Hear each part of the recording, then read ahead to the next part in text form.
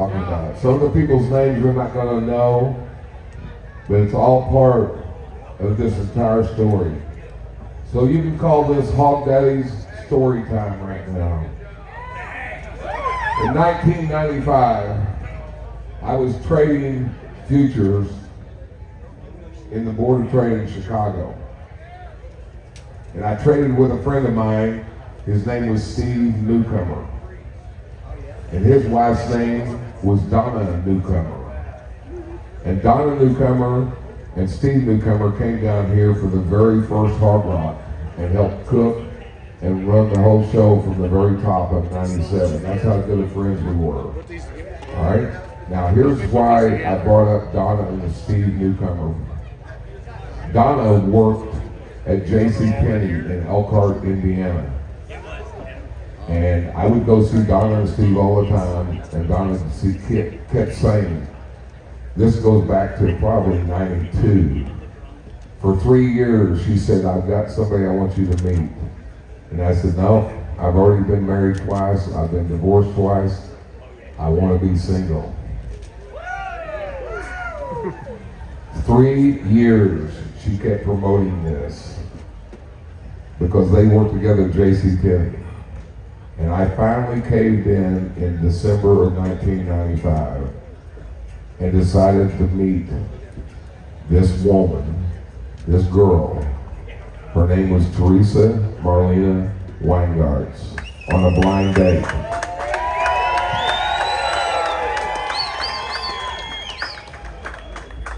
And she brought her best friend, Carlene, with her. I had never seen a picture of Theresa. I didn't know what Carlene looked like.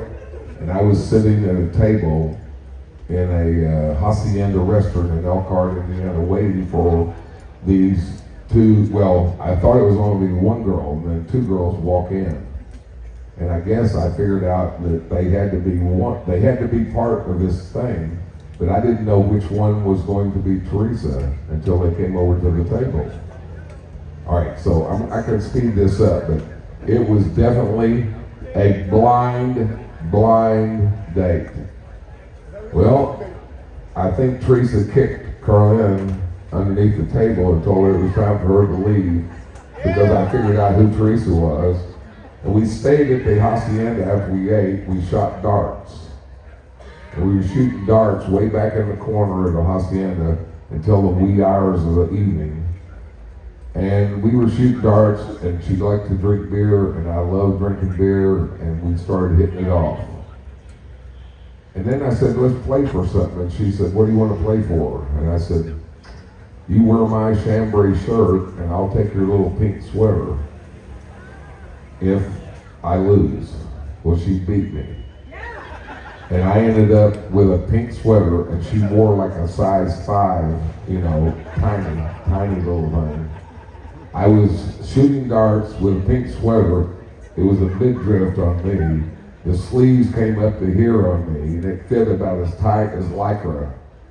We continued to shoot darts, drink beer, laugh, giggle, and everything. And the manager came back and he says, I'm going to have to ask you all to leave. And I said, why? And he said, we don't want your kind in here. You're being rambunctious and changing clothes. I said, there's nobody else back here shooting darts except us. So we ended up having to leave. Okay, that's the beginning of the adventure story. All right? Now we're going to move on. My trading firm was they were owned by Jewish people, so they did not celebrate Christmas, but they did a holiday party. And so in about January the 17th, it was the holiday party, and I called Theresa up for the second date. And I said, I would like you to be my date at our trading party for our holiday party. And she agreed to it. And so that was our first date where we kissed, and I introduced her to all my friends that I traded with at the Board of Trade through USA Trading Company. And she was a hit with all of my friends. I mean, she knew how to talk to anybody and remember everybody's name. That's one thing that's going to find out in the rest of the story. I'll just go ahead and jump into that. She probably knows more of the people that have come to Hogrock by face and name because she had a memory of an elephant. I had to say, oh, hi, buddy, how you getting along? You know, there's no way I can remember all the names of all the people I've met. I'm an easy target because you see me up here on stage. If I was standing out there, I would know who I was too, okay? All right, so we had this date, and that was the first time we were together intimately at night, all right? Romantic? Yeah, I always call it romantic, but I guarantee you we had sex.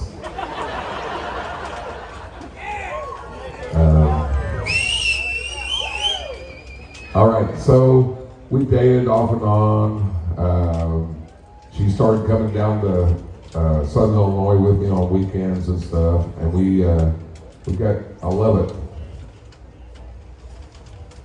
And one day she came over to where I lived, right on the Illinois River.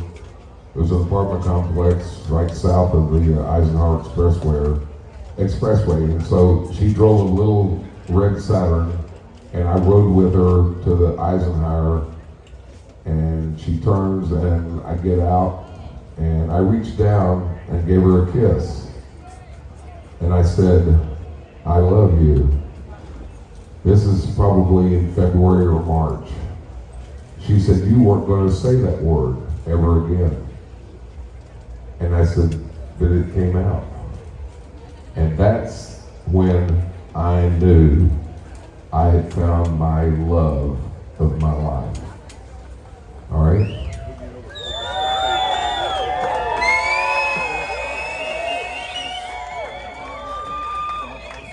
We continued on until I asked her if she wanted to quit her job at JCPenney and join me on what I called an adventure train.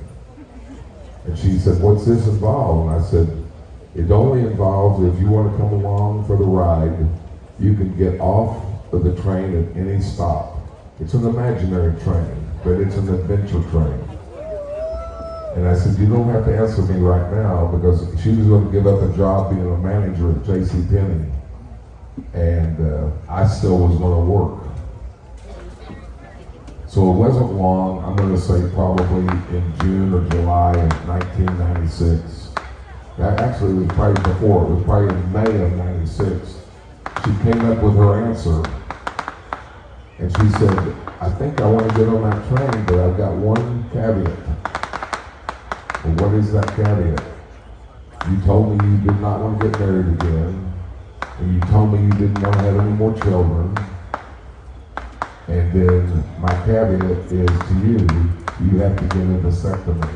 Because she had never been married and never had children, and she had already chosen that she did not want to have children, all right? But she adopted all three of mine as her own, and all of my grandchildren as if it was all blood related, all right? We traveled, we did lots of things. I'll speed this up because the balloons are going to run out before too long. I want you to turn around and look up there. Don't look at me. Look, this is a celebration for Theresa. In 1996, we went to Sturgis, South Dakota. In fact, I think Theresa rode out Cameron with Morgan, and Cameron rode out from Southern Illinois. We went to Southern Right, and Morgan took her to Sturgis, South Dakota. We stayed at Glencoe Campground. And I had already bought this property the second weekend of June of 1996. And we were at Glencoe. Glencoe was about 125 acres, and I got to know the guy that was doing it. And I told Theresa while we were there having fun and making love and going to bars and drinking and riding motorcycles and stuff, I told her, I said, you know what? That piece of ground we just bought, why don't we make it a party place instead of a campground? Now this is part of the adventure. Everything that we've done together, we did it together in Southern Illinois. Everything that I've done since I came back to Southern Illinois, we did together. We took over a motel in Shinetown that my dad had. We remodeled it. In 1997, we started the first Hogrock. In 2001, we started Hogdaddy. In 2002, we opened up Hogdaddy Saloon. 2003, we doubled the size of Hogdaddy Saloon and put a kitchen in it and an upstairs bar. 2003, in July of 2003, we, together with some other people in Old Shinetown, Tony Combs for one, I got him to join with me because I didn't live in Old Town, he lived there. We started the Old Shinetown Street Rally that was a hit all the way up until 2013. What do you think here? What other I forgot about? What? She doesn't want our power. Yeah, you got the wrong shirt. Yeah, the bar was called Hogdaddy Saloon.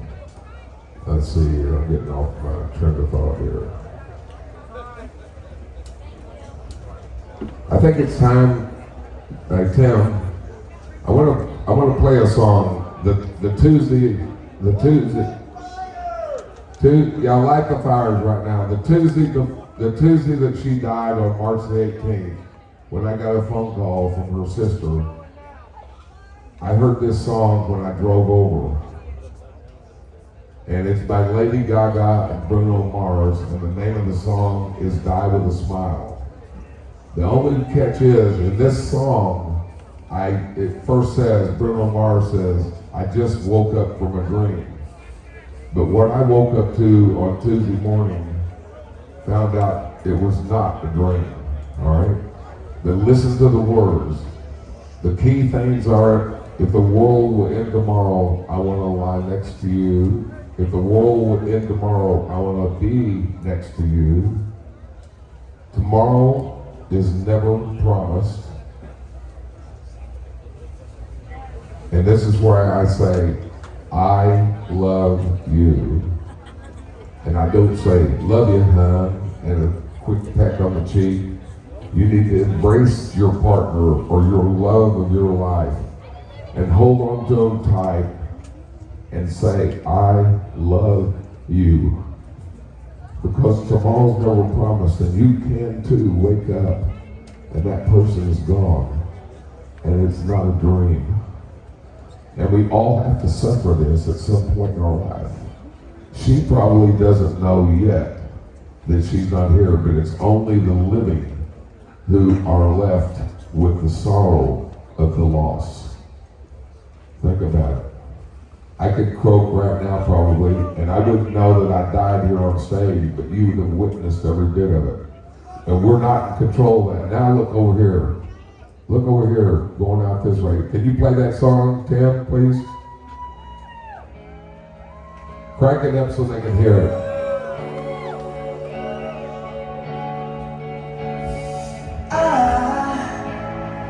I just woke up from a dream where you and I had to say goodbye, and I don't know what it all means, but since I survived I realized wherever you go, that's where I'll follow.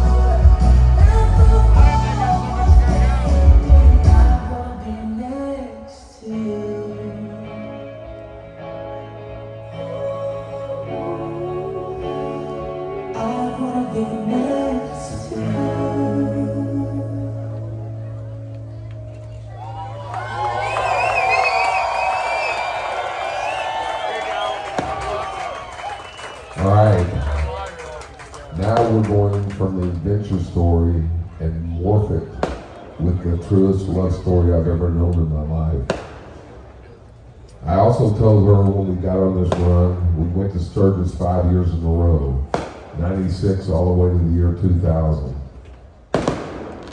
We kept picking up ideas, we kept building our party, we kept loving together, we kept getting stronger and stronger and stronger. And I told her, I said, you know, on this adventure train, you know, you may have a task to perform at some point in our relationship. And she said, what might that be that we haven't already done?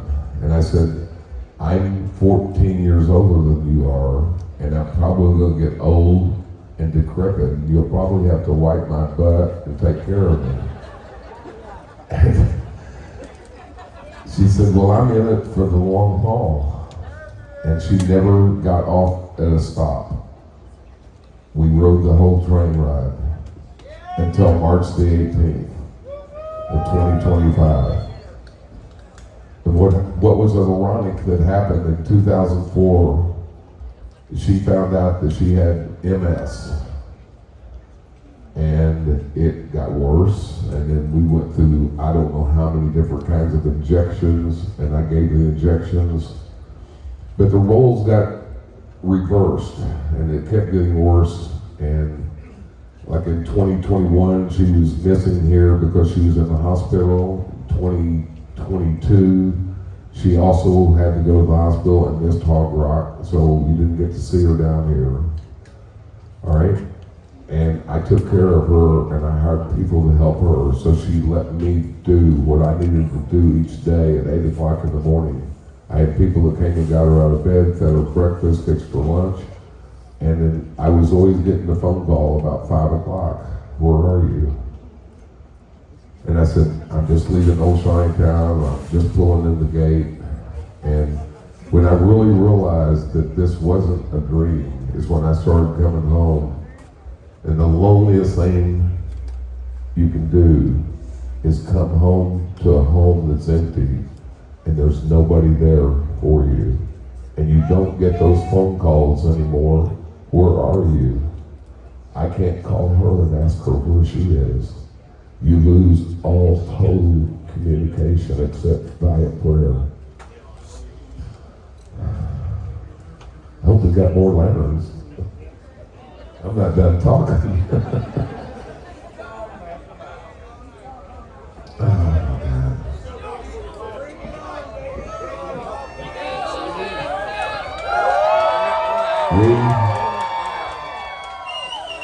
The Thursday after the 18th, which is March the 20th, I felt, how am I going to deal with this? Because I was so friggin' depressed. I couldn't stand it.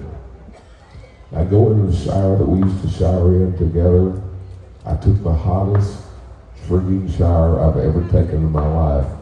And I tried to wash away all the negativity and the depression and the sadness.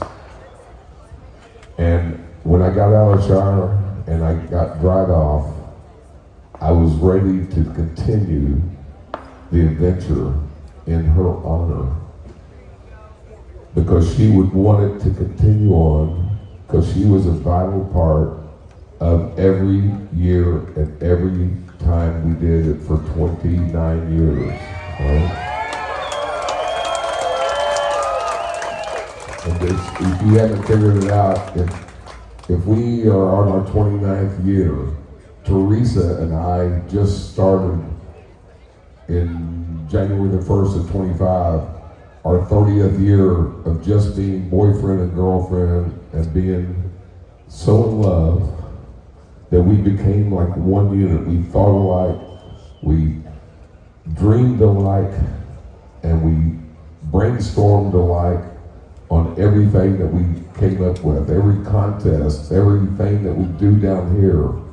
You know, she gave me like a carte blanche on, I said, hey, I want to build a catwalk. She says, build it. I want to build a sound stage, build it. I want to build a mini hangout, build it. I'm going to build some more roads. She said, you love to build roads. Oh my God. So go back and think about what I said. It wasn't a dream I woke up in. It was reality. And it could happen to anybody. In fact, I met a girl last night up here. Her husband, they've been together 10 years. Oh, you're right there, darling? And what was it, March the 22nd or March the 10th? March the 13th, 5 days before. She lost her life partner also. And we hugged and we kissed. And so you got two people, and I know there's others out there that have already experienced this, but probably didn't get as vocal, but this is a healing process for me to be able to tell the story.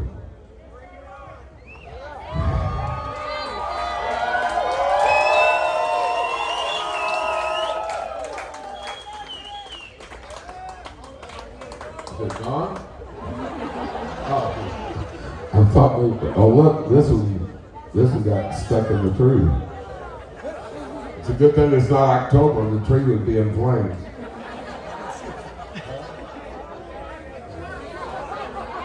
Love you, Hogdaddy. All right, let's just take a refresher right now.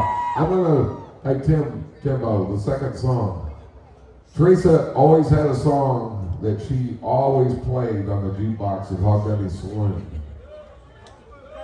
No, it wasn't Kung Fu Fighting either.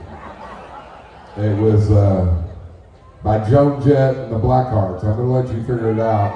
And we saw Joan Jett and the Blackhearts in Deadwood, South Dakota in 1999. They did a free concert over. They had a lot of casinos and they sponsored it. And so we got to see it, and that was a highlight of her day, because here's the song. Tim?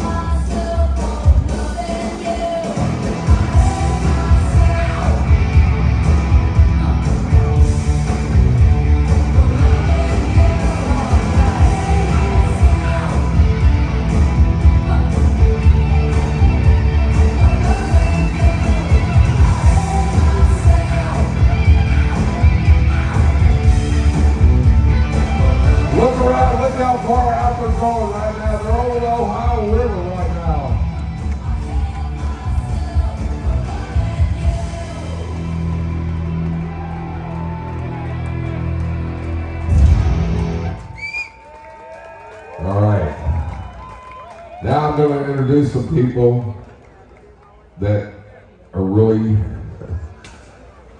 my family, all right?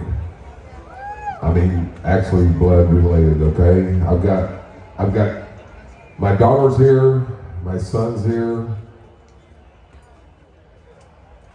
my son-in-law and my daughter-in-law are here, but one of my children is not here right now. And then I've got 5 of my grandchildren. I'd like for them to come out here, and I'm going to introduce you. You probably know Cameron. This is Cameron coming down. Cameron joined along in the year 2006 in October to help me down here, and he's been here every year, every party since then. This is Cameron. This is Georgia, that's Cameron's daughter. This is Miles, Cameron's son. This is Jane, Cameron's wife. All right, we'll get the other side of it over here. This is Emily, my daughter. Where's Joey? He's always late. He's probably playing Dungeons and Dragons. All right, this is my oldest grandson, Preston. This is his brother, Emily's son, Max. And hang on a second. We've got 2. Emily has 2 daughters, Emmeline and Molly. They're not here. And this is one of Morgan's daughters, my oldest son, Olivia, which you've probably seen roaming around in all the bars and stripper joints around here. And this is Emily's, now wait a minute, so you get out there, because everybody has seen Joey. This is Emily's husband, the only son-in-law I have, but I tell him he's my favorite son-in-law. And he's the CFO of Hogrock. He's the one that disperses money now instead of Theresa. And he's been very chinchy with his dispersions. All right, where is Heather, Rocky? Heather! I'm going to introduce 2 of the girls that have helped me with Theresa. Heather's been with Theresa. She wrote the most beautiful obituary. This is Heather. This is Rocky. They're the ones that helped Theresa.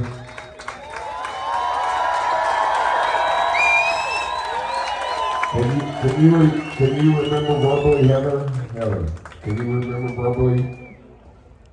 You don't?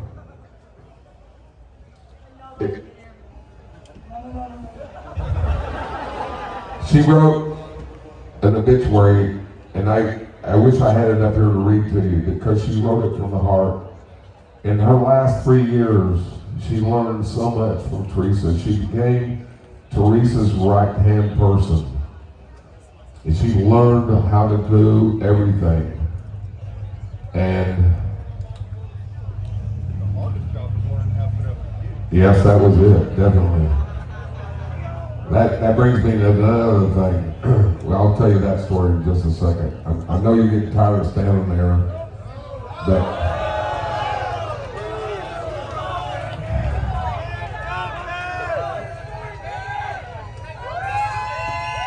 so when this unfortunate thing happened on March the 18th, Heather was ready. She said, I don't know what I'm going to do. And I said, you're going to stay on. Theresa said that Heather was like her being cloned. That's how well they got along. She could do all the stuff that Theresa did, and order stuff, and put together stuff. I mean, right here they put this collage of every picture of Theresa and myself in this photograph. I don't know if you can see it, but when we turn the lights on, we'll have it sitting out here for a while. Oh, I was going to tell you about here it is. All right, now I don't have glasses. You got readers? Will you read it? She won't talk on it. Let her stand out here when we read this. Heather, can you come please stand out here?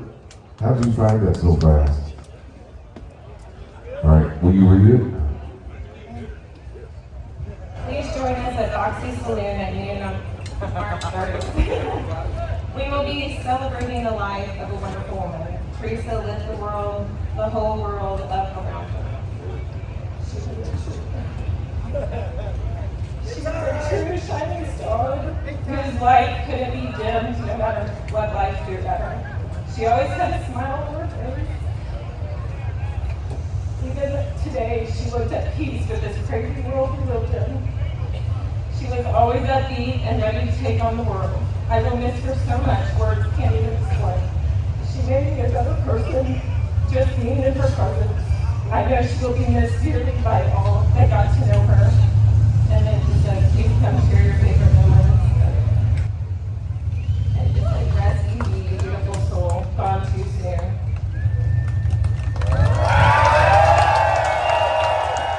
That was her right here. Okay, I've told this to several people over the years. Theresa always would ask me, she said, you act a little silly sometimes. She said, how old do you think you are in your mind? And I had a quick answer. I said, in my mind, I'm still 23 years old. My body is 76 years old. And then she said, then why do you act like a fucking 13-year-old when you're in the house running around naked?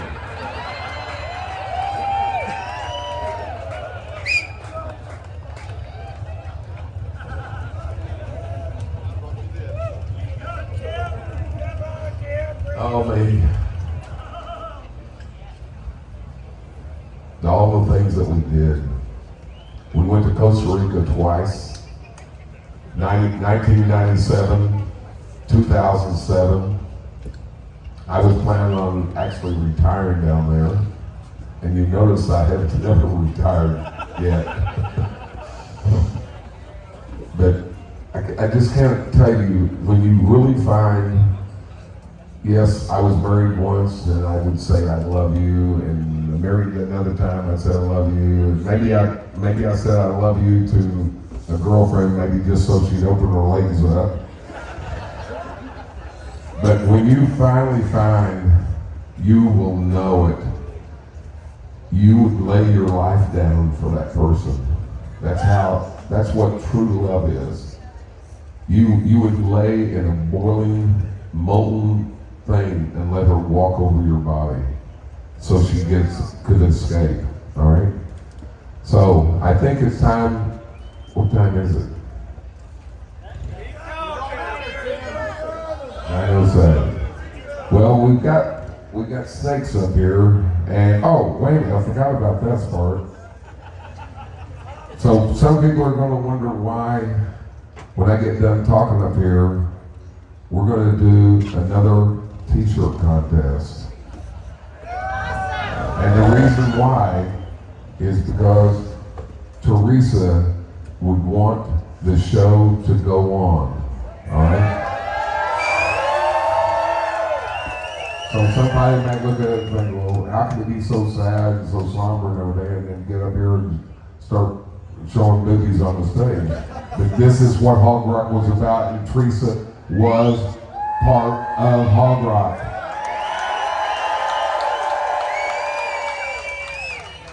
And in the very, very beginning years, from 97 up until probably about 2007, our big thing to do together was on Saturday night. We would dance right here on the main stage to the last band. And that was something she looked forward to so much. When I met her, she walked probably 5 miles a day. We moved to Chicago. I'm bouncing back and forth now because I've left out some stuff.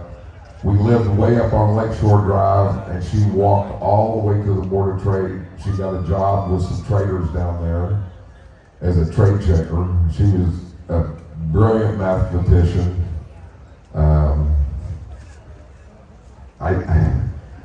I can't find anything negative to say, but everything that she wanted to do, like when we got ready to open up Hogdaddy Saloon, we were still in Chicago. She took a bartending class at some, what is it called, the Reader in Chicago. they had correspondence courses where you could go to community colleges and stuff. So she learned how to bartend and make every kind of drink, saved all the recipes. We still have some of those same recipes in a recipe file cabinet at Foxy's Saloon up in Old Shinetown. Did anybody get to make it to Foxy's this weekend? All right. We didn't get a chance to really advertise it on the scheduled events because I was a little bit lazy and I procrastinated a lot. So we did it one day at a time. And even like today, our whole schedule just got turned upside down. And that's why there was only one band tonight. But we had Chris Combs and Justin Andrews fell in. And I think they did a fantastic job for you up here. So we're trying to continue to change things up and make it still the best, funnest place for people to come and have a great time. Treat your neighbor as you'd like to be treated and meet new friends. How many people, just with a quick wave of those little candles, how many people have met probably a newest lifelong friend at Hogrock? If Hogrock didn't exist, would you have ever met those people? All right, that's what I'm talking about. Oh, wait a minute, there's my Australian guy here. Jake Astwood, A-S-T. I thought he said Astwood, but you know how he got that funny? He traveled 11,000 miles. Jake, are you still there? Where? I hear somebody say, Nate, bloody yes. Is that him with the flashlight? Hey, get him up here real quick. He wanted to know if there was he said, is there an award for who came to follow us? Well, we did that a long time ago. See where that light's flashing? Yeah, I want you to listen. He's going to want to know why he didn't get a prize. But his prize is he can go home and say he was on the main stage in the dirtiest contest that they ever had. And if it's 11,000 miles back home, how are they going to prove he wasn't doing a dirty contest?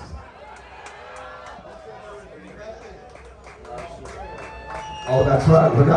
When I met him, he says, you ought to come to Australia, mate. There's a lot of things that we don't have, and we don't have anything like this. I want you to say hi to Hogrock for me. G'day, everyone.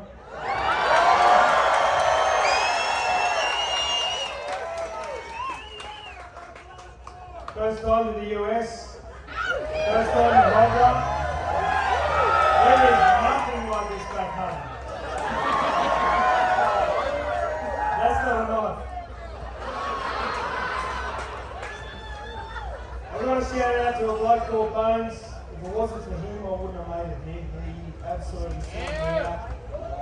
Bones. Thank you, everyone that I've met here. I'm just blown away. Everyone here has just been so accommodating. You've all been so friendly. There is nothing like this where I come from, and I plan to come back next year and hope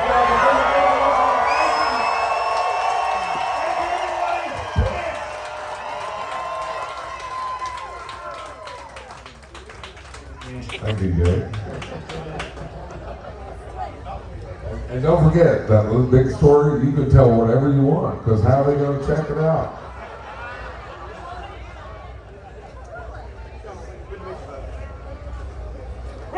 Yep, I think we got it. Oh, wait a minute. No. I'm not done yet. I want my whole first aid team to come out here. Dale, Maggie, or Maggie still up here?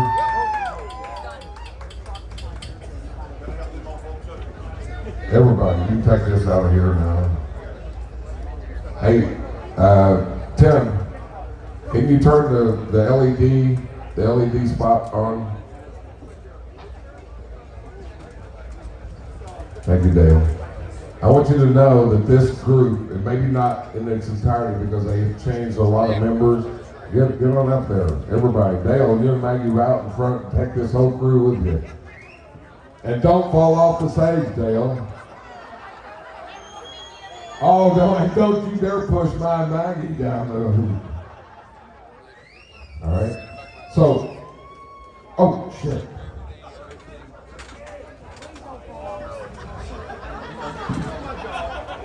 He was pushing, I saw him. How many years have you been down here? They've been here 28 years providing all of our EMT first aid at Hogrock.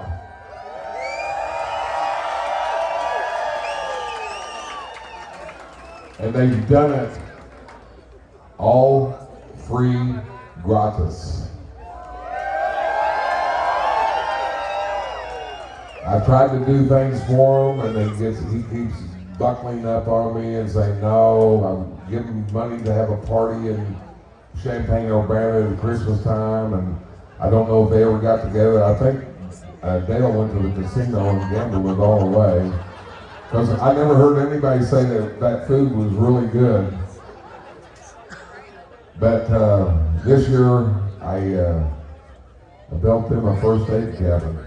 And it's up by the first aid area. So it's an amazing group of people. And in that same relation that I said, have you ever met anyone down here that's become a lifelong friend? Well, guess what? They have met a bunch of people that help us down here, a bunch of people that come down here, and they still just come down here because it's family, right? And we got I don't know if Oscar's up here, Bill Meyer, Karen Meyer, in the back somewhere. We got a whole crew. They've been with me ever since 1999, I think. And they do all the porta potties, they do all the pumping. Sometimes they turn the valve on wrong and it blows the shit back up into a trailer. And it did happen this year, an accident. And that happened to my good friend Shane and Jen and Big Deb Wilson. And I got Tommy Fire, everybody knows Tommy Fire, Kyle Bornpaul, Sarah Bornpaul, somebody that claims that I'm his uncle, but he's just an orphan that kind of showed up here, Todd Bailey. I miss him. I got Nell, and let me get our trash crew out here. What? Thank you. Thank you very much. Hot dog is going to T-bone you. Oh, Tony's here. Shane Bottom's here. All right. Oh, that's the first nasty word we've heard. Somebody said, Tony. All right. These kids right here belong with Miss Nell. Miss Nell's been with me for I don't know how many years. About 28 years. And she fosters and adopts a lot of kids. She's got like how many now? Seven. And look, I've got pictures of them when they were this tall. I even showed it to them the other day when you came into the house. They were just little bitty tiny things. And now look how strong and great they've grown up, all right? So kindness goes a long way if you think about it. That's why bullshit travels at the speed of light, 186,000 miles per second, and the truth can't even fly. It just falls flat on its face. I don't understand social media and stuff, why everybody wants to drag everything through the dirt and tell a big lie about something. There's a story about lies. If you lie to one person, you've got to remember what lie you told that person. If you tell a different lie to another person, then you got a monkey on your back because you can't remember.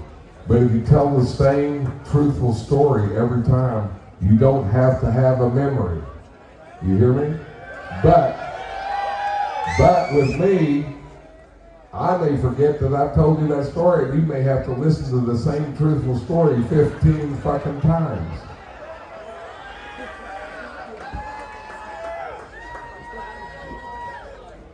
gosh. I think we've come to the end of the talk, but it's not the end of the adventure train. Because Theresa and her spirit will be here every year, every day, as long as I'm here. She will be with us, all right?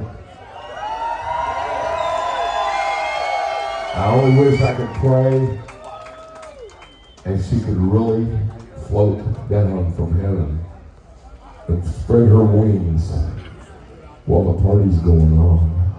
Thank you all very much for coming out tonight. Don't forget, we have a contest right after this. Oh, the vendors. What, it looks like a group of witches. Uh-oh. Huh? We are the Sisters of the Moon Cases. We are silent cousins. It is very interesting.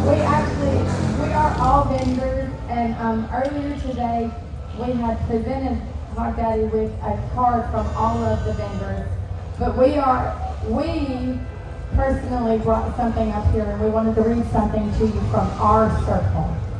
Because a few of us had an opportunity to meet Theresa, and we thought she was probably one of the most beautiful spirits on the property. And obviously, from the way we have all gathered behind her, you guys felt the same. So I want to read something. We do not die, do not stand my grave and weep. I am not there, I do not sleep. I'm 1,000 winds that blow. I'm the diamond winds on snow. I'm the sunlight on ripened grain. I'm the gentle autumn rain. When you awake in the morning hush, I am the swift uplifting rush of singing birds in circled light. I am the stars that shine at night. Do not stand in my grave and cry. I am not there. I did not die. And clearly, she did not die. She is here with every one of these people with their shining light. And we're all here celebrating what she has created with you, and will continue to do so, obviously, throughout the years. Now, we, as a coven, we made her a broom so that she could fly high. And there's a touch of love from all of us on there, and it's with her favorite color. What if I want to take a ride on her?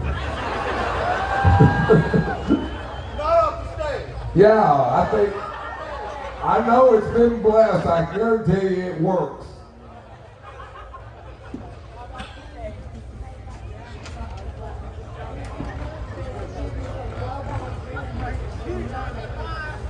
Well-behaved women do not make history books.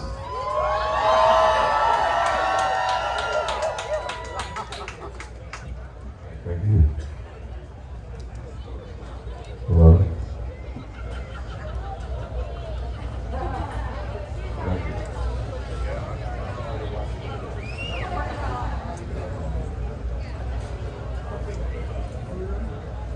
All right, I think it's time right now to go into this contest. And Kyle, Mr. Kyle, please. Kyle. I wouldn't be here 29 years if it wasn't for Theresa, so give it up for her one more time, come on!